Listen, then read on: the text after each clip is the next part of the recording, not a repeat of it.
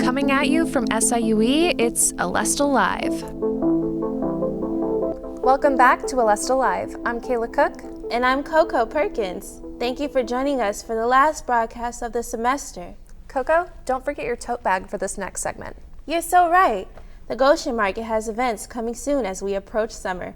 Bring a tote bag to fill with local finds. The Land of Goshen Market community is set to host their grand opening May 9th in City Park. But we have anywhere between 40 and 60 vendors selling only local produce, meats, breads and sweets and treats, also salsas, jams, all kinds of good stuff like that. So it really is a fun way to come out, support your community, see what's cooking, and we'd love to have you. The Goshen Market is a nonprofit organization that supports local agriculture, children's education, and food access.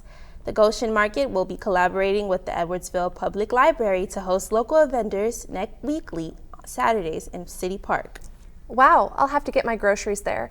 Next, we'll join reporter Jasmine Stamp on the quad to cover campus's interaction with Pastor Chris Svochak.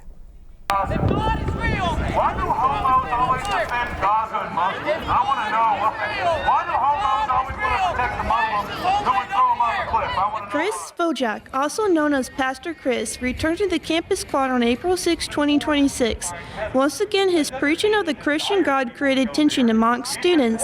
After being asked to leave by campus police, Svochak lawyers sent a pre-litigation letter to SIUE saying his First Amendment rights were violated.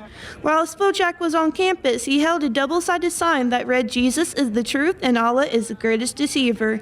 The other side said that Jesus is a living God and Muhammad was a dead homo pedophile. There's only one reason why Gazan Muslims are there, and that's because of a pervert homosexual pedophile born in 530 AD who claimed he was sent from God to subjugate and destroy the world and married a little girl. Not only did he single out Muslims by calling them terrorists, he was speaking against homosexuality, describing it as an act against nature.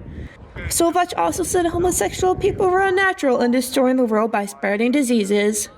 This person can come onto campus and talk and promote hate speech, calling people homos and all these other different slurs. And I just think it's a very vicious double standard, especially whenever it's attacking a majority of the students here.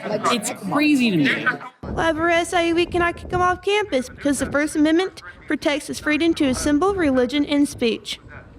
SIUE police eventually asked Svochak to leave after he quoted the Bible, saying it would be better to have a millstone wrapped around your neck and tossed into the sea than cause a child to sin.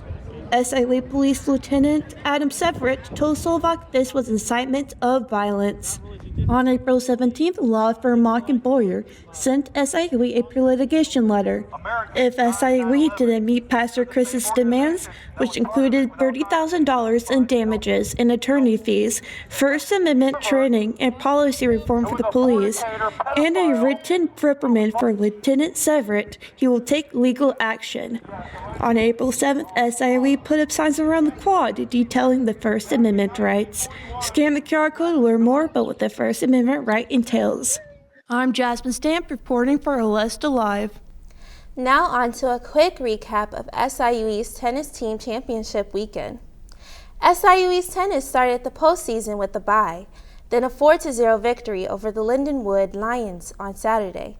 On Sunday, the Cougars ran into Bryant University for the championship match. SIUE struggled during the doubles contest, but made up ground in singles. The comeback came up short.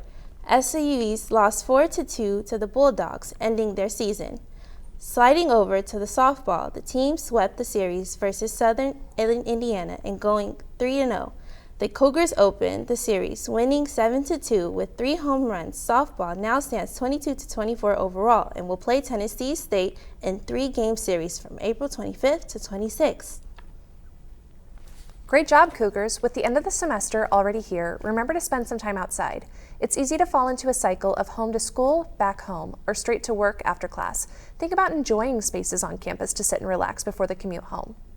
Well, I think historically a third space is just a place where you can exist for free as a human, and you don't have to spend money to be there. Our students shouldn't be expected to spend money constantly to sit in a space and study, or to sit in a place and hang with friends and socialize.